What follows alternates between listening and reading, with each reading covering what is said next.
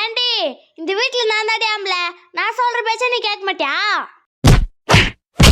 நிறுத்துங்க. இது என்ன வீடா இல்ல என்னது? நீ எல்லாம் ஒரு ஆம்பளியா தீய சக்தியா?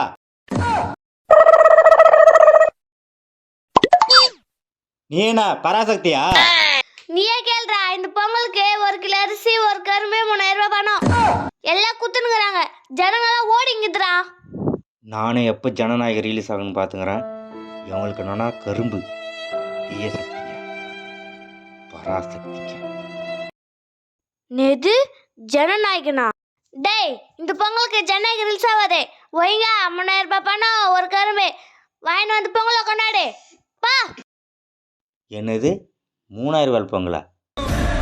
சார், ஜனநாயகன் எப்படி ரிலீஸ் ஆகுதோ அப்போதான் எங்களுக்கு பொங்கலே. தளபதி கச்சேரி.